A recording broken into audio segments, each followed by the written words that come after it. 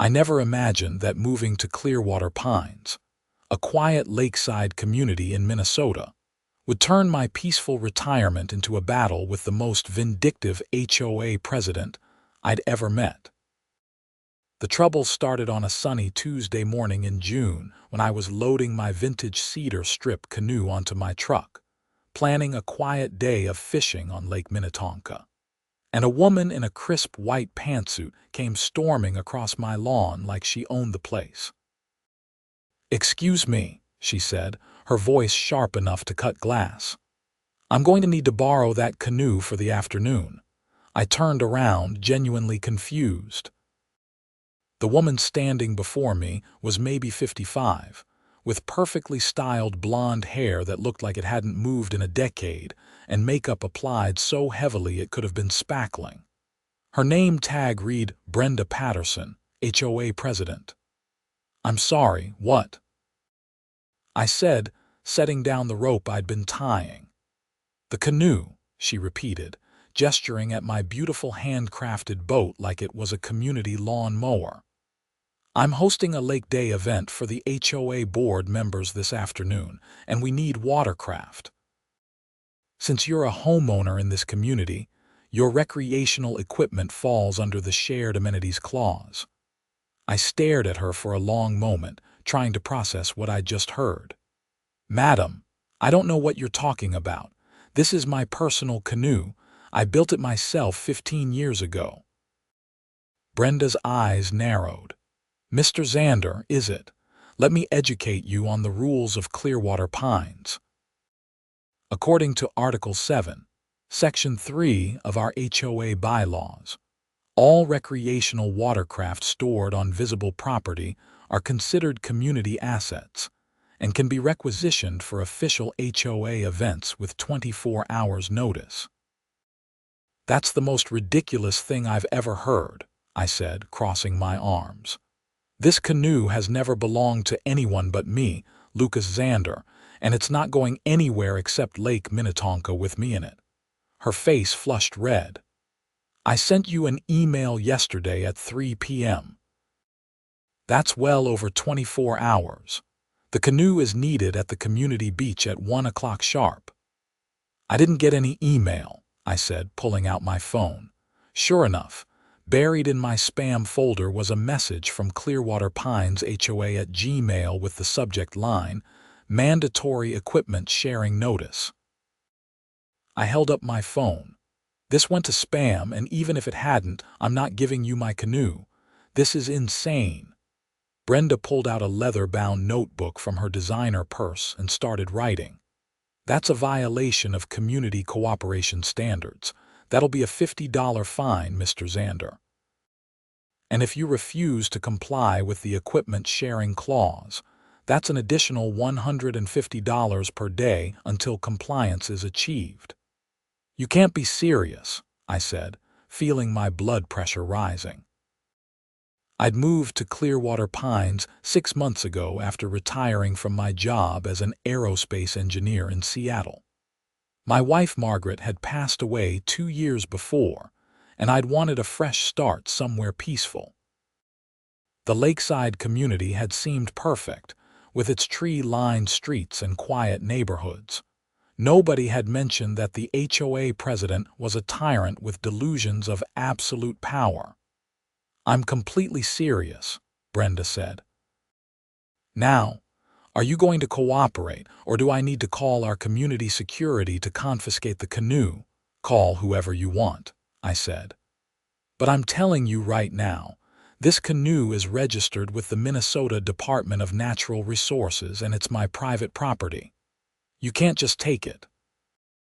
Something flickered in Brenda's eyes, a momentary uncertainty, but she recovered quickly. "We'll see about that. I'll be back with the appropriate documentation."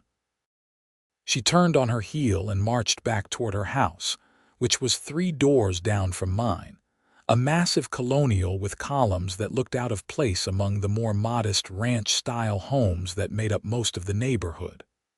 I watched her go, shaking my head in disbelief. My neighbor Jerry walked over from his yard, where he'd clearly been watching the whole exchange. Jerry was about 60, a retired teacher with a permanent sunburn and a laid-back attitude that I'd grown to appreciate over the past few months. "Welcome to life under Brenda's regime," he said with a rueful smile. "She tried to requisition my grill last summer for a HOA barbecue, said it was community equipment because I'd used it once for a block party." "That's insane," I said. "How is she still in charge?" Jerry shrugged. "She runs unopposed every year. Anyone who tries to challenge her gets buried in violation notices and fines until they give up or move away. The Hendersons down on Oak Street got hit with 37 violations in 1 month after Tom Henderson announced he was running against her. Everything from their mailbox being a 1/4 inch too tall to their grass being 1 day overdue for mowing. "Someone needs to stand up to her," I said. "Good luck with that," Jerry said. "Most of us just try to stay under her radar. My advice: give her the Canoe for the afternoon. Let her have her little power trip and move on with your life." I looked at my Canoe, running my hand along the smooth cedar strips I'd spent months shaping and fitting together. Margaret and I had taken it out dozens of times, paddling through calm waters in Washington and Oregon, making memories I'd treasure forever. There was no way I was letting some power-hungry HOA president treat it like community property. "Thanks for the advice, Jerry, but I don't think so," I said. He shook his head. "Your funeral, man. Brenda doesn't lose gracefully." I loaded my Canoe onto the truck anyway and drove out to Lake Minnetonka. The water was perfect, mirror smooth in the early morning hours, and I spent 6 peaceful hours fishing and drifting, trying not to think about Brenda Patterson and her ridiculous demands.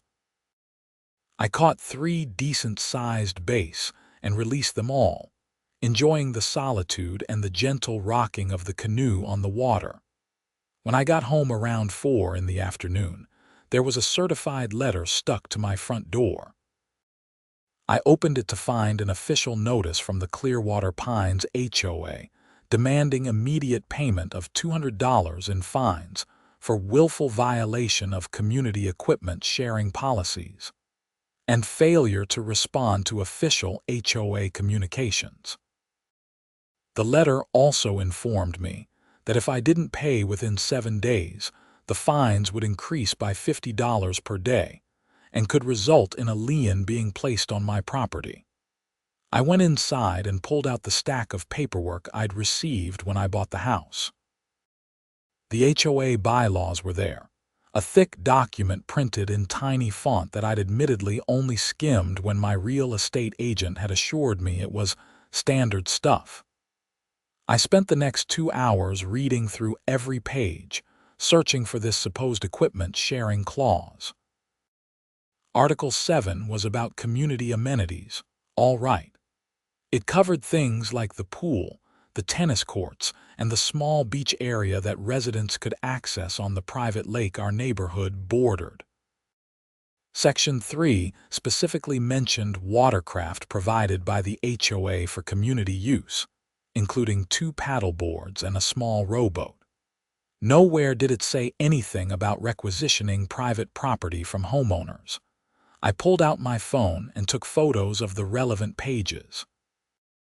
Then I drafted an email to the HOA board, explaining that I'd reviewed the bylaws and found no legal basis for their demand. I attached photos of my Canoe's registration with the Minnesota DNR, showing clearly that it was licensed in my name and had been for 15 years. I concluded by respectfully requesting that the fines be rescinded, and that the HOA president be reminded of the actual content of the bylaws she was supposedly enforcing. I sent the email to all 5 board members, whose contact information was listed on the community website. Then I sat back and waited. The response came faster than I expected. At 8 p.m., my phone rang. The caller ID showed Brenda Patterson. "Mr. Xander," she said without preamble, Your email to the board was inappropriate and demonstrates a clear misunderstanding of HOA authority. The bylaws give the board discretion to interpret rules as needed for the benefit of the community. The bylaws say no such thing, I replied calmly. And even if they did, you can't just reinterpret words to mean whatever you want. That's not how contracts work. I'm trying to be patient with you because you're new here, Brenda said, her voice taking on a condescending tone that made my teeth clench. But you need to understand that we have a certain way of doing things in Clearwater Pines. Homeowners who cooperate and follow the rules have a much easier time than those who insist on being difficult. Is that a threat? I asked. It's friendly advice, she said. Now, I'm willing to reduce your fines to just $50 if you agree to make your canoe available for future community events. We have a wonderful family fun day planned for July 4th, and having additional watercraft would really enhance the experience for everyone. My answer is no, I said firmly. The canoe is not community property, and I'm not paying any fines based on a made-up rule. If you want to pursue this, we can take it up with a lawyer. There was a long silence on the other end of the line. When Brenda spoke again, her voice was ice cold. You're making a very big mistake, Mr. Xander. I've been president of this HOA for 12 years, and I don't lose disputes with homeowners. One way or another, you'll learn to follow the rules. She hung up before I could respond. Over the next week, things escalated quickly. I received 3 more violation notices, each more absurd than the last. My lawn was apparently a 1/4 inch too long, despite having mowed it 2 days earlier. My mailbox was cited for having a non-approved decorative element, which turned out to be a small metal loon I'd attached to the post. My garbage cans were supposedly visible from the street for more than 12 hours, even though I'd brought them in the same evening as trash pickup, just like everyone else. Each violation came with a $50 fine. I photographed everything, documented the dates and times, and sent formal responses to each notice pointing out the inconsistencies and requesting evidence. I also started attending HOA board meetings, which were held monthly in the community center. The June meeting was an eye-opener. Only about 15 homeowners showed up out of a community of over 200 houses. Brenda sat at the head table with her 4 board members, all of whom seemed to be her personal friends. They approved everything she suggested without discussion, from a special assessment to repaint the community center to a new rule requiring all front doors to be painted in approved earth tones. When the floor opened for questions, I raised my hand. Yes, Mr. Xander, Brenda said with a tight smile. I see you've decided to join us. I have some concerns about the violation notices I've been receiving, I said, standing up. I've been cited for things that don't appear to violate any actual rules in the bylaws, and I've noticed my measurements don't match the violations described. All violations are carefully documented by our compliance officer, Brenda said smoothly. If you disagree with a citation, you're welcome to submit a formal appeal, which will be reviewed by the board at the next quarterly review meeting. When is that? I asked. September, she said. So I'm supposed to just pay these fines and wait 3 months to dispute them. That's the process, Brenda said. It's designed to be fair and give everyone an opportunity to be heard.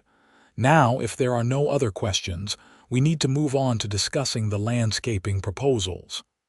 I sat down, frustrated but not defeated. After the meeting, 2 other homeowners approached me. One was a woman in her 40s named Sandra Kim, who lived on the other side of the neighborhood. The other was an older man named Robert Chen, who I'd seen walking his dog most mornings. She's targeting you, Sandra said quietly. The same thing happened to us when my husband questioned her about the pool renovation costs last year. We got hit with violation after violation until we just gave up and paid everything. How much did you end up paying? I asked. Almost $800, Robert said, shaking his head. And we never got a proper accounting of where the pool money went. The renovation that was supposed to cost $30,000 ended up at $45,000, but when we asked to see the invoices, Brenda said that was privileged board information. That's not legal, I said. HOA finances are supposed to be transparent to all homeowners.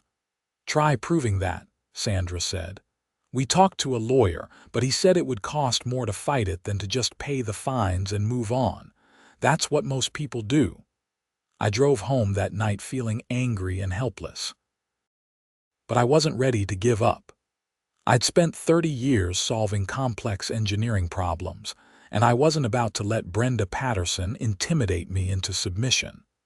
The next morning, I filed a formal complaint with the Minnesota Attorney General's office, which handles HOA disputes.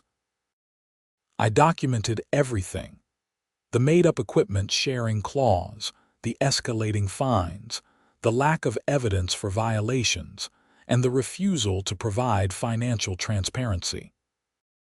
I also sent a certified letter to the HOA board requesting copies of all financial records, including invoices and receipts for the past 3 years.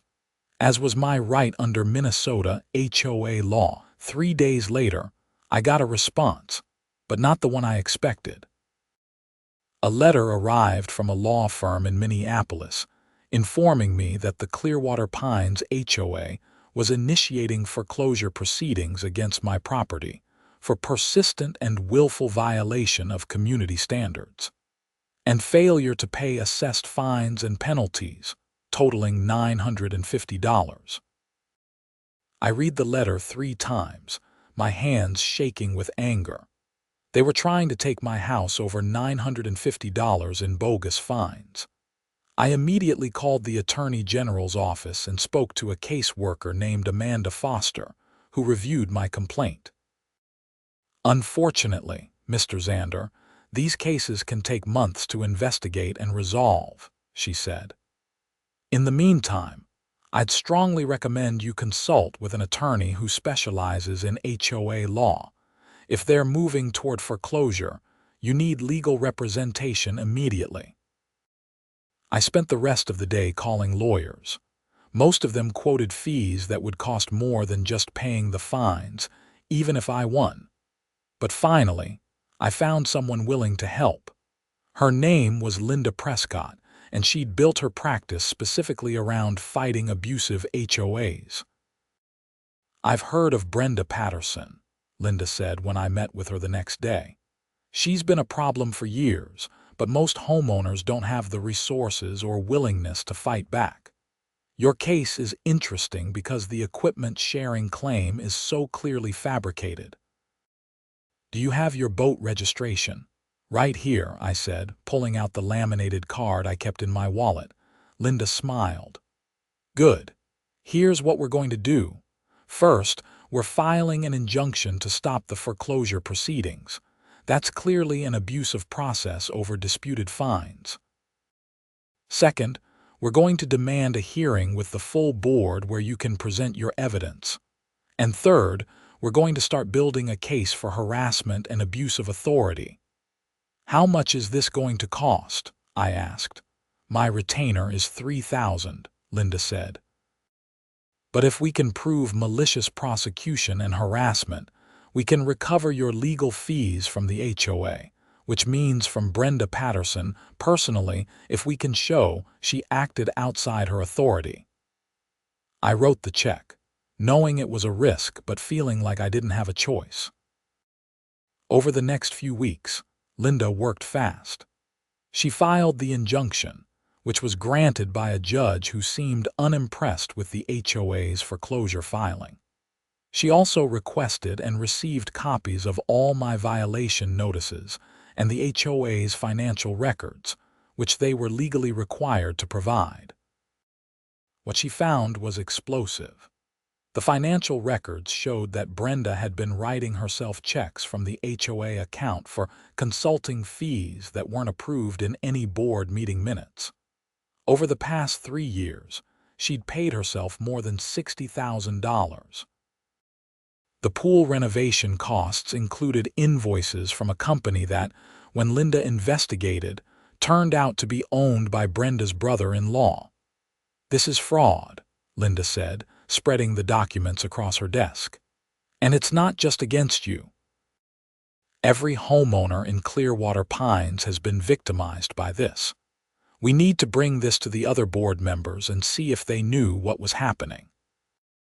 We scheduled an emergency board meeting, invoking a provision in the bylaws that allowed any homeowner to call a special meeting with the signatures of 20% of the community. Getting those signatures was easier than I expected. Once word spread about what Linda had found, homeowners came out of the woodwork with their own stories of abuse and excessive fines. Jerry helped me organize it all, and so did Sandra and Robert. Within a week, we had signatures from 53 homeowners, more than enough to trigger the meeting. We scheduled it for a Saturday afternoon in the community center and made sure everyone knew what we'd discovered. Brenda tried to stop the meeting, sending out emails claiming it was unauthorized and in violation of proper procedures. But Linda shut that down with a letter citing the exact bylaw provision we were using. The meeting had to happen, whether Brenda liked it or not. The day of the meeting, over 100 homeowners showed up. The community center was packed, with people standing along the walls and sitting on the floor. Brenda arrived 15 minutes late with her 4 board members, all of whom looked nervous. She tried to take control of the meeting immediately. "This gathering is highly irregular," she announced, standing at the front of the room. "I don't know what rumors have been spreading, but I can assure everyone that the HOA is in excellent financial shape, and all decisions have been made in the best interest of the community." "Then you won't mind explaining these," Linda said, standing up and holding a folder full of documents.